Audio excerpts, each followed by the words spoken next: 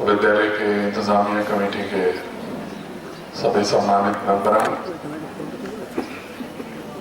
ये जो हमारे प्यारे उद्घोषक है, छोटे भाई की तरह इनको मानता हूँ, और मैं से शमीम साहब नाम ले चुके नहीं जानता, आपको धर्मपत्नी के रूप में जानता हूँ। बेटी जो डॉक्टर है, तुम्हारा नाम तो खुशबू है ना, तुम्हारा नाम याद होगा। और इस देश के भविष्य के शिल्पकार प्यारी बेटियों,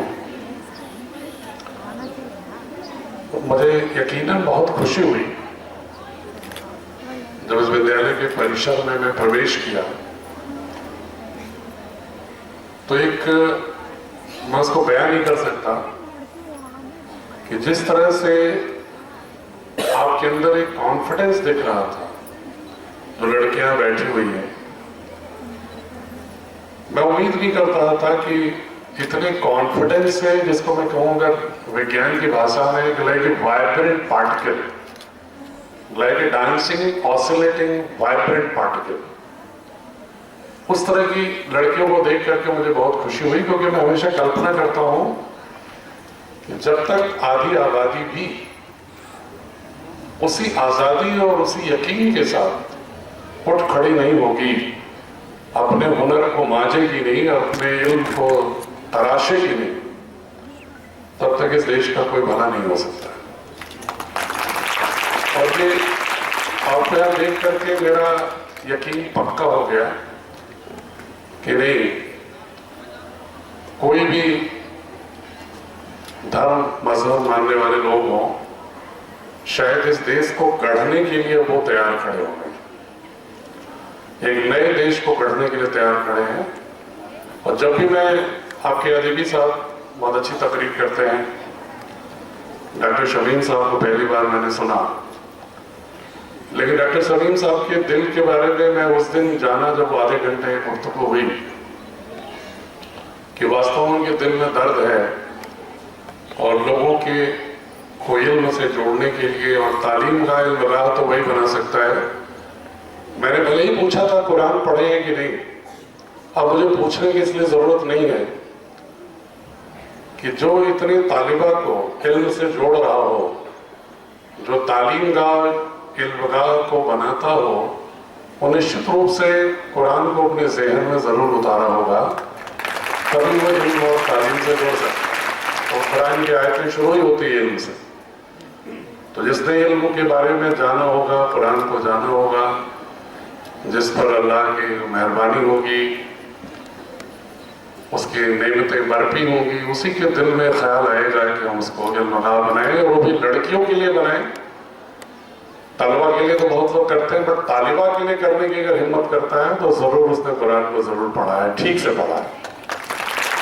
इसलिए मैं आपसे सवाल नहीं पूछूंगा कि आपने पढ़ा है कि नहीं पढ़ा, क्योंकि यकीन हो गया कि आपने पढ़ा।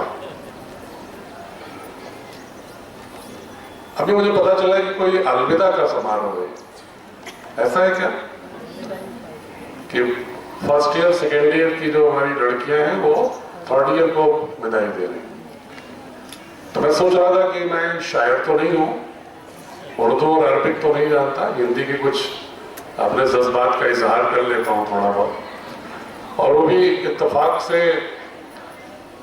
शायरी तो हर फील्ड में होती है, लेकिन मैं इश्क का शायर न होकर के इनकलाब का शायर हूँ, तो इसलिए शायरी बहुत ज़्यादा सुना भी नहीं पाता हूँ। लेकिन आज मुझे मन में आ रहा था कि मेरी तो नहीं है, लेकिन किसी ने लिखी है कि जो फर्स्ट ईयर सेकेंड ईयर की लड़कियों के से थर्ड ईयर की लड़कियों को मैं 2 लाइन देना चाहता हूँ, आपकी ओर से, आप ही की ओर से, आपके सीनियर्स को, कि आंखों में आंसू की सौगात होगी, बहुत लोग होंगे, बहुत बात होगी, मुसाफिर हो तुम भी, मुसाफिर हैं हम भी, किसी मोड़ पर फिर मुलाकात हो। इसलिए कोई अलविदा का मतलब ये नहीं होता दिल से बात करना नहीं होता। और वैसे भी जो अलविदा का जो हिंदी शब्द है उसको कहते हैं विदाई। विदाई संस्कृत के विद धातु से बनती है, जिसका अर्थ होता है वेदना, मूल्यांकन करना। इवैल्यूएशन, क्योंकि दो लोग, अभी एक लड़की मिर्जा गालिब की पढ़ रही थी ना तालिबा की, कि तुम ही बताओ गुफ्तगू क्या है। तो जो गुफ्तगू है उसकी जो क्वालिटी है, जो सालों से एक रिश्ता हमारे आपके दरमियान पैदा होता है, उस रिश्ते का री-एवैल्यूएशन और क्रिटिकल एनालिसिस करने का समारोह होता है। ये किसी को दूर करने का समारोह नहीं होता, बल्कि सामूहिक रूप से एक निवेदन करने का होता है कि मुझे याद रखना, मैं तुम्हें याद रखूंगा, तुम मुझे याद रखना, और जहां भी जाना इस संस्था का नाम रोशन है। ये अलविदा समारोह है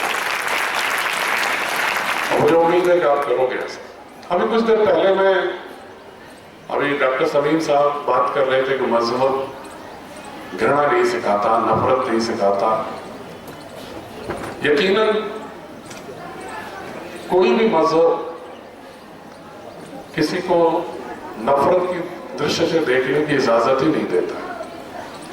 मैं बहुत थोड़ी सी, अगर आप अगर ध्यान दें तो मैं आपको बस 10 मिनट में आपको बताऊंगा कि किस तरह से जो दो मजहबों में जो इस देश में सबसे अधिक कंफ्यूजन्स हैं, इख्तलाफ दिखते हैं, अगर उनको आप देखोगे तो उन दोनों मजहबों की जो बुनियादी विचारधारा है वो एक ही है। इसको कोई बोलता नहीं, इसलिए नहीं बोलते कि अगर ये बोल देंगे कि बुनियादी चीजें एक हैं तो फिर लोगों की दुकानें बंद हो जाती हैं, सियासी दुकानें भी बंद हो जाती हैं, मजहबी दुकानें भी बंद हो जाती हैं, क्योंकि जो सामान वो बेचते हैं उनका जो ब्रांड वैल्यू खत्म हो जाता है। अगर आप उपनिषदों को देखोगे, आप में से बहुत सारी बच्चियों से मैं जरूर निवेदन करूंगा कि कभी पढ़िएगा। भारतीय संस्कृति में जिस सनातन धर्म के आधार पर इस्लामिक फेथ के टकराव की बात करते हैं,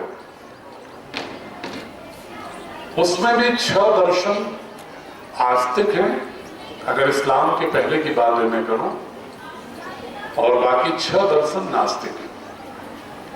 न्याय, वैशेषिक, सांख्य, योग, वेदांत, पूर्वमीमांसा, 6 दर्शन है जो आस्तिक दर्शन, जिसमें हम ईश्वर को मानते हैं। जो भारतीय परिवेश की बात कर रहा हूं, क्योंकि इस्लाम अल्लाह ताला ने 7वीं सदी में के उत्तरार्ध में पैगंबर साहब के माध्यम से उतारा। ये जो दर्शन है न्याय वैशेषिक, ये 2000 साल पुराना। उन दर्शनों में भी कहीं भी कर्म कांडों की चर्चा ही नहीं है। और उन 6 दर्शन जो आस्तिक दर्शन है, जो फिलॉसफी पढ़ेंगे बच्चे बाद में कभी, या कुछ लोग फिलॉसफी से विषय क्या है, फिलॉसफी विषय है कि नहीं। अगर कभी दर्शन पढ़ेंगे, जो दर्शन में इस्लामिक फेथ भी एक फिलॉसफी का हिस्सा है, अगर आप उसको पढ़ेंगे तो उस दर्शन में कहीं भी ईश्वर के मनुष्य स्वरूप की चर्चा उन 6 आस्तिक दर्शनों में से 4 में है ही नहीं। और बुनियादी रूप से वो धर्म भी, वो दर्शन भी इसी की बात करता है कि ईशा वाश्विदम सर्वम यत् किंचित जगत्याम जगत। जो कुरान कहता है कि अल्लाह सब कुछ है, रहम वाला है, करम वाला है, अल्लाह ने सब कुछ क्रिएट किया है, इज द क्रिएटर, प्रिजर्वर, वही बात ईशोपनिषद भी कहता है, वही बात वेदांत भी कहता है। एक ही बात सारे दर्शनों की सारी पुरानी पुस्तकें कहती हैं, लेकिन बशर्ते कि हम उसको जेहन को अपने अलग रखें, खाली करके पढ़ें। जब हम जेहन को खाली नहीं करते हैं, बहुत ही बायस्ड होकर के पढ़ते हैं। जब बायस्ड होकर के पढ़ते हैं तो हम अपने अपने कूप मंडूक होकर अपनी अपनी बातों पर जिद करने लगते हैं। जब जिद करने लगते हैं तो वहीं से शुरुआत होती है नफरत की, कि हम दूसरों को तभी स्वीकारना बंद कर देते हैं, अस्वीकार करने लगते हैं। जबकि मजहब का कहीं भी जो इवोल्यूशन था, इवोल्यूशन ऑफ रिलीजन, ये हमेशा किस लिए हुआ? 2 ही कारणों के लिए हुआ। एक, कॉस्मोस से, कायनात से हमारा रिश्ता क्या है, और दूसरा, समाज को चलाने के लिए किस तरह के सोशल कंडक्ट की जरूरत है, आचरण की क्या जरूरत है। आप देखेंगे पैगंबर साहब से पहले भी बहुत नबी आए थे, लेकिन पैगंबर साहब के माध्यम से अल्लाह ताला ने जो कुरान उतारी, उसकी खासियत क्या है, क्यों इतनी स्वीकार्य हो गई? क्योंकि जिंदगी में उन्होंने जो कुछ आचरण करते गए, अल्लाह ताला की प्रेरणा से जो कुछ भी करते गए, वही कुरान और हदीस के माध्यम से हमारे लिए एक मार्गदर्शक हो।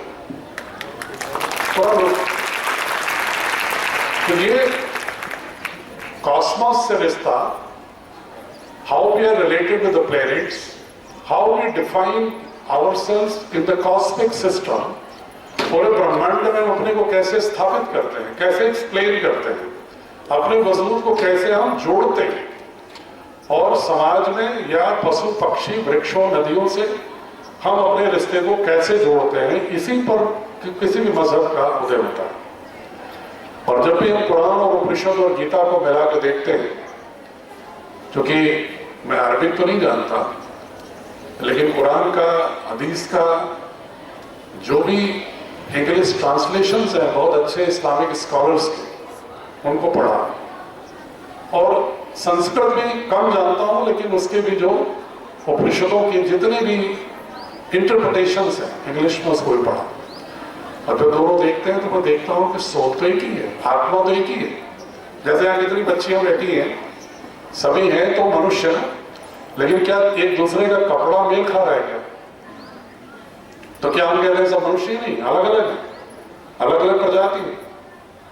मुझे नहीं लगता कि कोई भी एक भी इतना बड़ा बेंच मार्किंग है अल्लाह की, जिसको कहते हैं प्रोडक्ट की बेंच मार्किंग, कि एक मनुष्य नाखून से लेकर के शिखा तक दो व्यक्ति तलाश नहीं सकते हो कि एक तरह का हो, भले चाहे आबादी कितनी बढ़ती जाए, आबादी कितनी भी बढ़ती जाए। आजकल हम आधार नंबर का आइडेंटिफिकेशन कराते हैं, एक डिफरेंट कोड लेते हैं आइडेंटिफिकेशन के लिए, टेलीफोन नंबर के भी डिफरेंट कोडिंग लेते हैं अपने को आइडेंटिफाई करने के लिए। लेकिन देखिए ना, खुदाई बेंचमार्किंग कितनी अच्छी है कि नाखून से लेकर के शिखा तक दो व्यक्ति कभी एक तरह पूरी तौर पर मुकम्मल नहीं मिलते, जो करें संख्या बढ़ती है।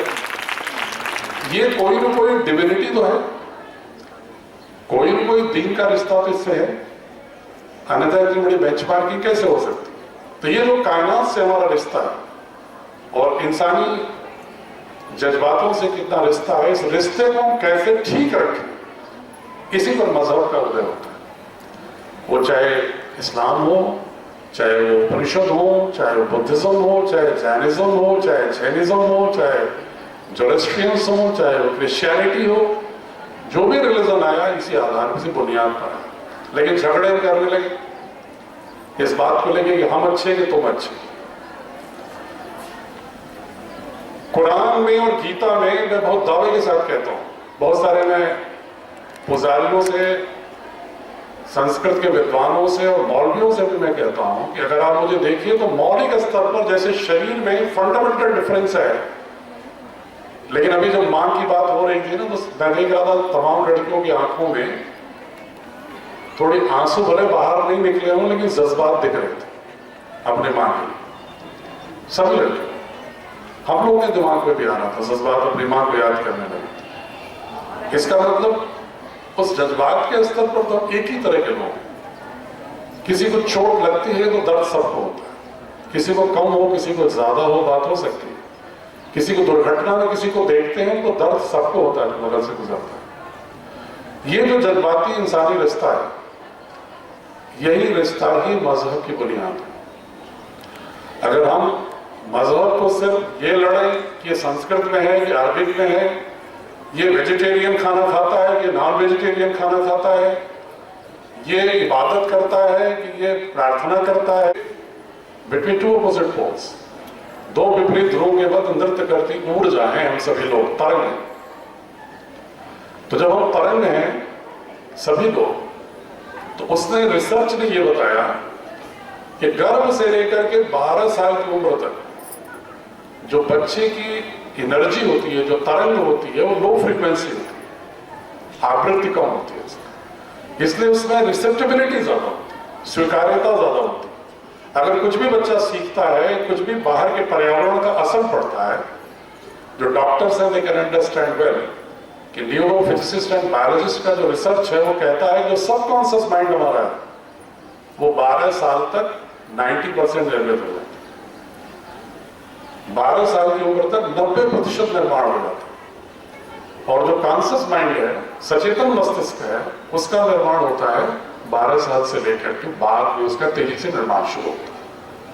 अब दिक्कत क्या, मैं क्यों समझाना चाह रहा हूं, इसको गौर से सुनिएगा। मैं कोई लेक्चर और कोई प्रवचन नहीं दे रहा, आपको एक साइंटिफिक रिसर्च बेस्ड फैक्ट्स बता कि माँ क्यों महत्वपूर्ण है।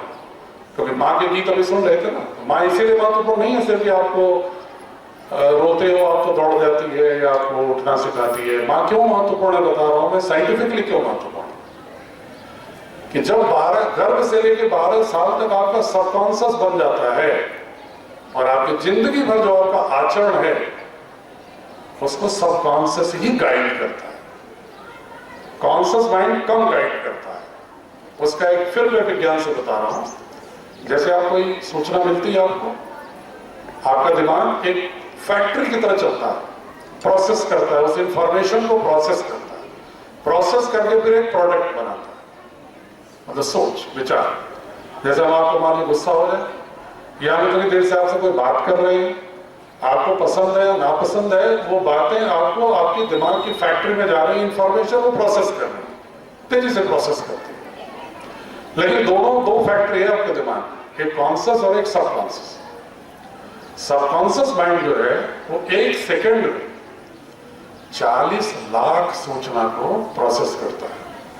कितनी बड़ी मशीन है सोचो, एक सेकंड में कितना, 40 लाख।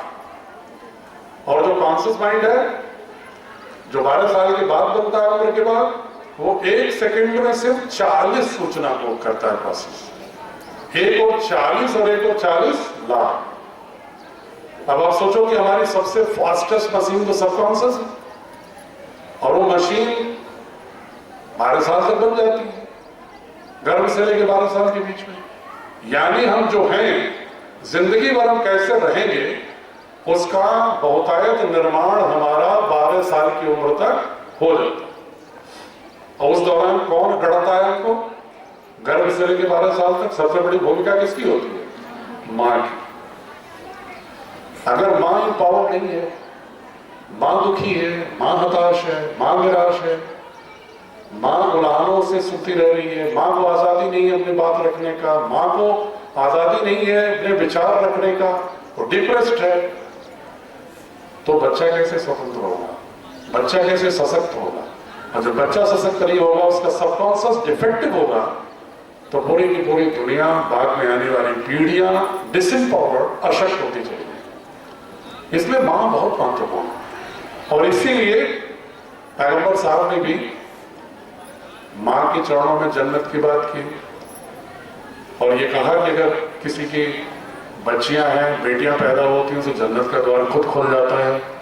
वो सोच के कहा होगा, अल्लाह ने उनके माध्यम से अगर कहलवाया तो इसलिए ही कह रहा कि maa is the creator of the future society.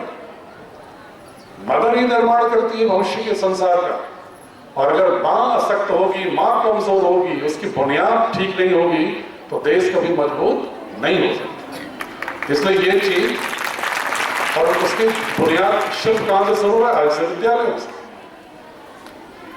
अभी मैं देखा कि मैं किसी वस्त्र विन्यास की आलोचना नहीं करता, लेकिन इतना संकेतों में जरूर कह रहा हूं कि आपको देख करके मेरा यकीन पक्का हो गया कि दीन में विश्वास रखते हुए मॉडर्न एजुकेशन के साथ और पूरे फ्रीडम ऑफ स्पीच के साथ, अभिव्यक्ति की स्वतंत्रता के साथ आगे बढ़ने की तालीम देने की जो आपने बीड़ा उठाया है, वो लड़कियों के चेहरों से झलक रहा है।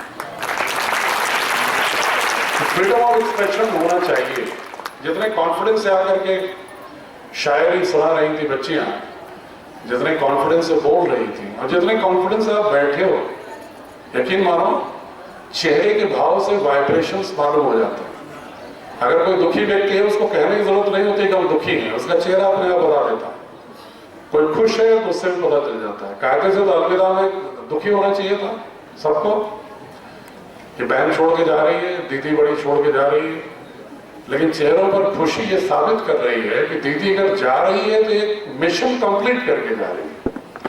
और हमने उस मिशन जो आगे बढ़ने वाले हैं, ये एक जो आपके अंदर भाव है कॉन्फिडेंस का, ये इस तालीम गाह में आपको हर तालिबा में दिख रहा है। इसलिए मैं बधाई दूंगा।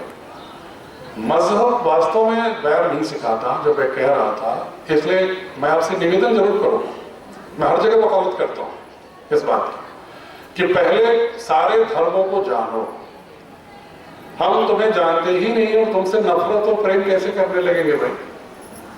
किसी को प्रेम करने के लिए या नफरत करने के लिए पहले उसको जानना तो जरूरी है। अगर जानोगे ही नहीं तो प्रेम नफरत कहां से आ गया? अगर ऐसा करोगे तो भूल हो जाएगी। बिना जाने हुए भी प्रेम आजकल होने लगा है, जिसको नुकसान हो रहा है, जिसको नुकसान हो रहा है। मैं तुम्हारे सरपरस्त हूं इसलिए बोल रहा हूं खुल के, सब मालिक लोग। और मैं देख रहा हूं कई लोग ऐसे भी हैं जो इस महत्वपूर्ण कार्यक्रम के दौरान भी अपना मोबाइल चेक करना नहीं भूल रहे हैं कि किसी का आ तो नहीं गया मैसेज। तो वो किसका मैसेज तलाश रहे हैं वो आप जानो, लेकिन हो सकता है कहीं ऐसे का मैसेज तो नहीं तलाश रहे हो जिसको तुम जानते ही नहीं हो, प्रेम कर बैठे, कहीं तुम्हारा बहुत बड़ा नुकसान न करने वाला हो। क्योंकि इसलिए प्रेम और नफरत दोनों तभी करो जब जानो, और जानने के लिए पहले अपनी जहन खाली करनी हो किसी को जानने। और जब जान लोगे ठीक से, इसके बाद अगर मोहब्बत करते हो तो नफरत में कभी बदलती नहीं। क्योंकि जान लो, नफरत और प्रेम दोनों एक ही सिक्के के दो पहलू होते हैं। इंसान नफरत भी उसी से करता है जिससे कभी प्यार किया। बिना किसी अचानक नफरत नहीं पैदा होती। किसी ने किसी को प्रेम किया, वो धोखा खाता है तो नफरत करता है, बुरा लगता है तो नफरत करता है। इसका मतलब है कि पहले जानना चाहिए। मैं लड़कियों की एक बात और आगाह करना चाहूंगा, चूंकि मोबाइल की बात हो गई थी, चूंकि सरपरस्त में हो, तुम्हारा डिस्ट्रिक्ट मैजिस्ट्रेट में हो, ये मोबाइल फायदे की चीज तो है, लेकिन अगर आपने इस्तेमाल इसका गलत किया तो बहुत जहरीली भी है। और आज के दौर में मैं देख रहा हूं कि हमारे बच्चे इसके जो पॉजिटिव पक्ष है प्रयोग करने का, उससे थोड़ा कम जुड़े हुए हैं। मैं किसी बच्चे से पूछता हूं, कभी विद्यालयों में सीधे क्लास में भी जाता हूं, उनसे पूछता हूं ये बताओ तुम अगर नेट कनेक्टेड हो तो क्या तुमने ई लर्निंग के प्लेटफॉर्म को देखा है? ई एजुकेशन के ऐप को जोड़ा है? नहीं सर। तुमने कहीं ई लाइब्रेरी से किसी को सॉफ्टवेयर से जोड़ने की कोशिश की है? नहीं सर। तुमने कभी अपने सब्जेक्ट का जो विषय है उससे जुड़े हुए चीजों को ढूंढने की कोशिश की है, सर्च करने की कोशिश की है? नहीं सर। हमने कहा फिर क्या ढूंढते हो? फिर क्या ढूंढते हो? फिर रात में 2 बजे रात तक तकिए के नीचे माँ बाप से छिपा के क्या ढूंढते हो? मैं बहुत बेबाक सवाल पूछता हूं कि ऐसी कौन सी चीज ढूंढते हो जो तुम्हें, जिससे खुदाई नेमते पर रखने वाली? तुम अपने मौत का सामान तलाश रहे हो। अगर तुम सही चीज नहीं ढूंढते हो तो अपने मौत का, अपनी बर्बादी का पैगाम लेके आता है तुम्हारा दुरुपयोग। इसलिए मैं आपसे सिर्फ आगाह करना, मैंने देखा था 2-4 लोग बड़े शिद्दत से मोबाइल देख रहे थे। डिस्ट्रिक्ट मैजिस्ट्रेट की निगाह थोड़ी बड़ी पैनी होती है। ये मत सोचना कि मैं इधर देख रहा हूं तो इधर नहीं देख रहा हूं, या इधर देख रहा हूं तो इधर नहीं देख रहा हूं। ये मोबाइल का प्रयोग खूब करो, लैपटॉप का प्रयोग करो, खूब करो, कंप्यूटर का प्रयोग करो, खूब करो।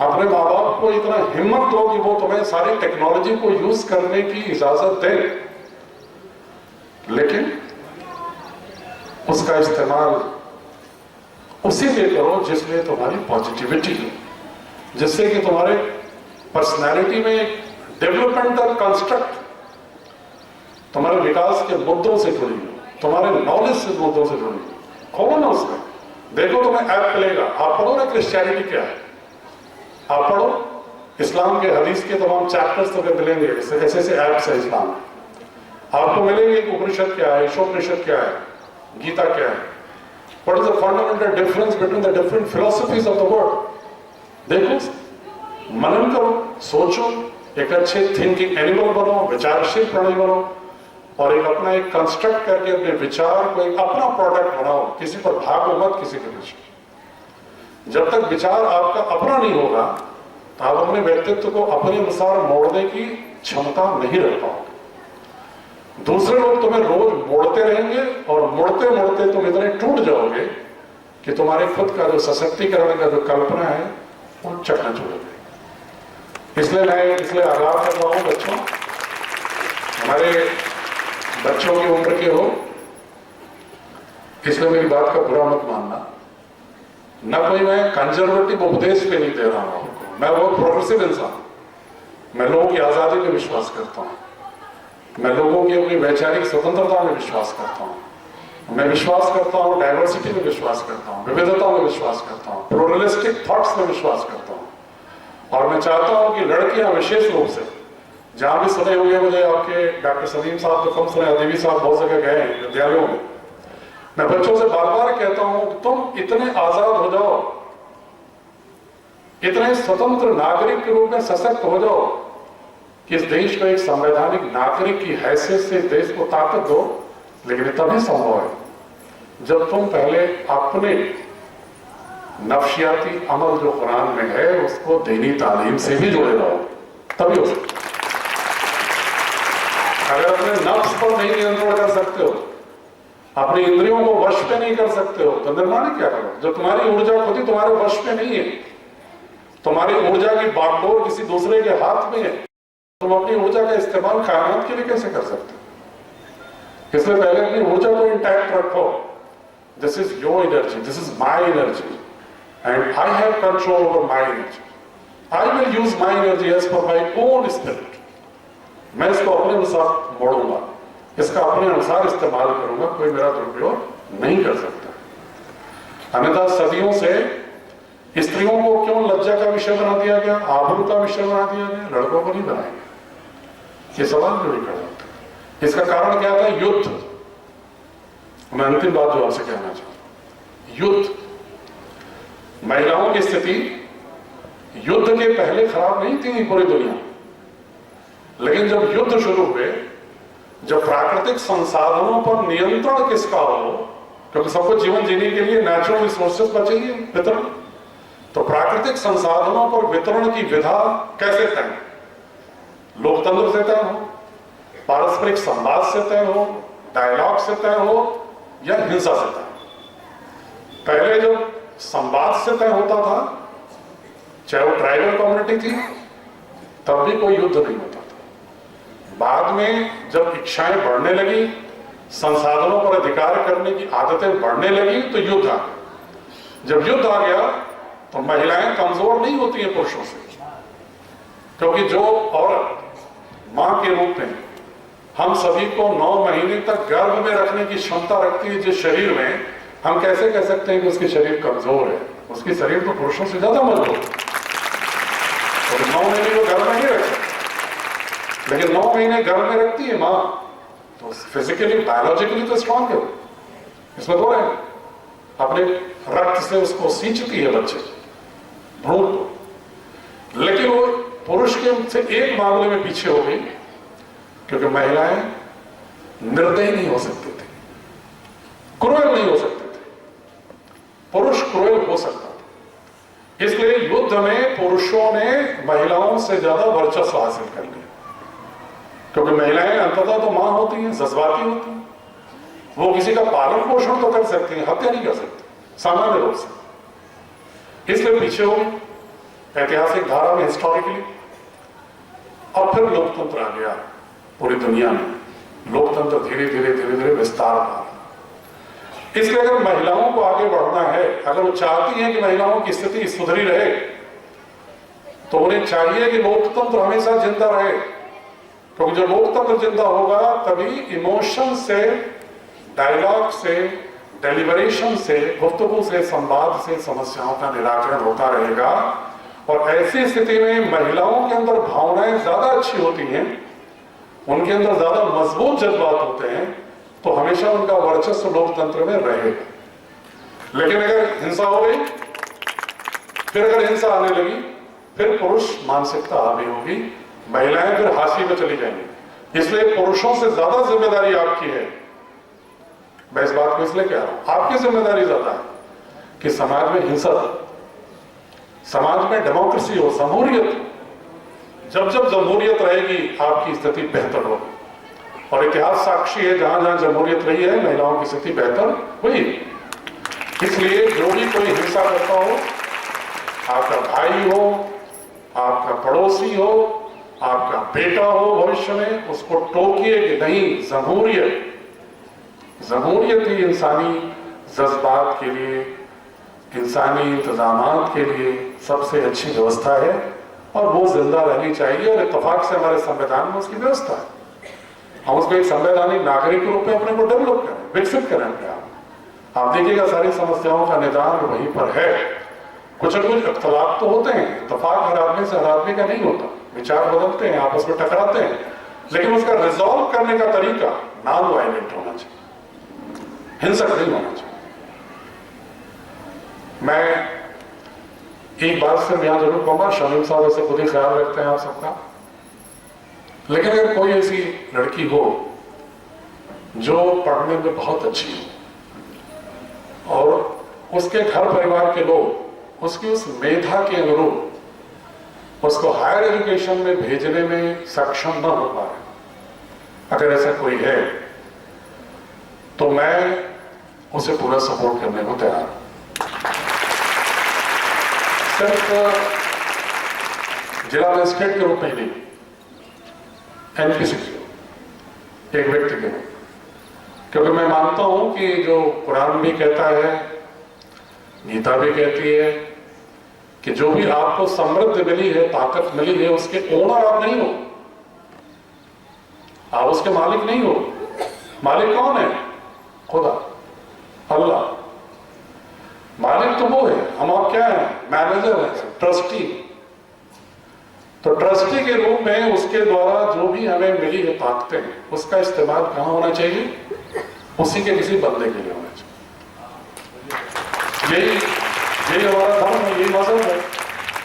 इसलिए तो बहुत सारे लोगों को जो गुरूर हो जाता है कि मैं इतने लोगों को पढ़ा रहा हूं, मैं इतने लोगों को ये कर रहा हूं, तो उसमें अल्लाह ताला माफ नहीं करते उसको। तो transfer of energy from one source to another source, यही है चैरिटी, यही ज़कात, यही दान। कोई समझे कि मैं किसी को दे रहा हूं तो वो उसकी मूर्खता है, थोड़ा मूर्ख होगी। सिर्फ एक ऊर्जा एक जगह केंद्रित है, जहां पानी ज्यादा है, नीचे सूखा है, अगर ग्रेडियंट ऐसा होगा तो पानी नीचे आएगा, नेचुरल। उसी हैसियत से मैं यहां रहूं या ना रहूं, कोई जरूर नहीं जिला मजिस्ट्रेट रहूं, परिवर्तनशील संसार है, आज कोई है कल कोई है। लेकिन ऐसी कोई भी लड़की, मैं डॉक्टर समीम साहब से भी कहूंगा, वो तो खुद ही वैसे ख्याल रखते हैं, अल्लाह ताला ने उनको काफी ताकतें दी हैं और उसका इस्तेमाल वो सही जगह कर रहे हैं, आपको देख करके यकीन हो रहा। लेकिन फिर भी अगर उस यज्ञ में अगर मुझे भी कुछ समिधा चढ़ाने की फुर्सत होगी, अल्लाह ताला मुझे भी कोई अगर ब्लेसिंग्स देगा, अगर कोई भी ऐसी लड़की होगी, मैं ट्राइबल इलाके में ईश्वर की कृपा से, अल्लाह की मेहरबानी से कोशिश करता हूँ, स्पेशली लड़कियों पर, कि जो ट्राइबल इलाके की लड़कियां हैं या महिला ढोने वाली जो परिवार की लड़कियां हैं या बावरिया गैंग की लड़कियां हैं या ऐसी लड़कियां जो मुसलमान कम्युनिटी की हैं, जो बास्कोर कम्युनिटी की हैं, डोम कम्युनिटी की हैं, जो समाज में बिल्कुल निचले धारा में खिसकी हुई, ऐसे लोगों के लिए अगर जो कुछ ताकत हमें ईश्वर ने दिया है, अल्लाह ने दिया है, उसका इस्तेमाल करना चाहिए। तो मैं कोशिश करता हूँ ऐसी लड़कियों को अलग अलग हायर एजुकेशन में, कोई इंजीनियरिंग में, कोई मेडिकल में, कोई बीएससी में, कोई सिविल सर्विसेज में, उनके लिए कोशिश करता हूँ उनकी मदद करने की। अगर आप में से कोई लड़की तो जज्बा रखती हो कि हाँ अगर मुझे सपोर्ट मिलेगा तो मैं आईएएस बन के दिखाऊंगी, अगर मेरे अंदर जज्बा है कि मैं आईपीएस बन के दिखा सकती हूँ, मेरे अंदर जज्बा है कि मैं साइंटिस्ट बन के दिखा सकती हूँ, मैं बहुत अच्छे प्रोफेसर और रिसर्चर बन के दिखा सकती हूँ, मैं बहुत अच्छी सोशल रिफॉर्मर हो सकती हूँ, मैं बहुत अच्छी इस देश का इंटीग्रेटर हो सकती हूँ, जो बहुत जरूरी है। इस देश में इतना टूटन हो रहा है, कभी जाति के नाम पर, धर्म के नाम पर, कि ऐसे शख्सियत की जरूरत है जो देश को जोड़ने में कामयाबी हासिल करे। तोड़ने में तो हम लोग मास्टर हैं। मैं कभी कभी मजाक में कहता हूं, अगर ओलंपिक में कोई गेम निर्धारित कर दिया जाए कि कौन सबसे जल्दी तोड़ सकता है, बिखेर सकता है, अलगाव पैदा कर सकता है, तो हिंदुस्तान के लोगों से कोई गोल्ड मेडल छीन नहीं पाए। इतना तेजी से तोड़ते हैं परिवार को, पता नहीं कहां तोड़ते रहते हैं। जब कुछ टूटने को नहीं मिलता है तो आपस में लड़ जाते हैं, नहीं तो बिरादरी, धर्म में भी कई सेक्ट, उस सेक्ट में भी पहले जोड़ देंगे, हिंदू हैं तो जातियों में जोड़ देंगे, और इस्लामिक फेथ के हैं तो पहले सिया, सुन्नी, अहमदिया, फिर बरेलवी, देवबंदी, मतलब जितना जोड़ सकते हो, जितना तोड़ सकते हो, कोशिश उसी धारा में रहती है। इंटीग्रेशन की ओर नहीं रहती, एक करने की ओर नहीं रहती। आप में से इसी शख्सियत की जरूरत है। कुछ नहीं कर सकते हो, जब मदर बनोगी तो जो तुम्हारी फैमिली हो, तुम्हारा बच्चा हो, वो तो राष्ट्र का संवैधानिक नागरिक हो, इतना तो कर सकते हैं, इतना तो कर सकते हैं। और फिर मैं यही आह्वान करूंगा, शमीम साहब को मैं बधाई दूंगा, देवी साहब का भी इस्तेमाल करूंगा। आप मेरा इस्तेमाल कर रहे थे, मैं इन बच्चियों की में जो ऊर्जा है, एनर्जी है, जो इस भविष्य के लिए अच्छा निर्माण कर सकती है, उसका मैं इस्तेमाल करता हूँ। ये आगे बढ़े और खुदाई नेमतें आप पर बरते, आपको अल्लाह ताला रहमत बनाए, और इस मकाम में तालीमगाह से जब आप निकलें तो एक अच्छी मोहब्बत की रोशनी पैदा करें समाज में, और इस देश को एक बनाएं। और जो काले साए, मैं बहुत डिटेल चर्चा उस पर नहीं करूँ, जो काले साए मंडरा रहे हैं हमारे कौमी यकजहती पर, उस काले साए को नस्ल नाबूद कर दे, अल्लाह ताला की दुआ करूंगा मैं। और हम एक रहें, और भारतीय संविधान का जो नारा है, हम भारत के लोग, 130 करोड़ के लोग प्रत्येक इकाई उसमें अपने को सशक्त भारत की इकाई महसूस कर सके। और अंत में चूंकि बहुत सारे लोगों ने शायरी वायरी कही, तो लास्ट में शायरी से ही बात खत्म होनी चाहिए। तो मैं साहिब साहब की उस लाइन से मैं बात खत्म करता हूं, जो मुझे बहुत ही प्यारी लगती है। मेरे ख्याल से, खून अपना हो या पराया हो, नस्ल आदम का खून है आखिर। जंग पूरब में हो या पश्चिम में, अमन आलम का खून है आखिर।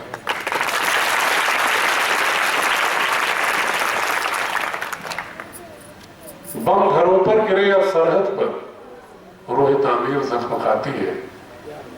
खेत अपना जले या गैरों का, जीस्त पाकों से दिल मिलाती है। जीत का जश्न हो या हार का सो, जिंदगी मैयतों पे रोती है। इसलिए ऐ शरीफ इंसानों, जंग टलती रहे तो बेहतर है, हमारे आपके आंगन में मोहब्बत की शमा जलती रहे।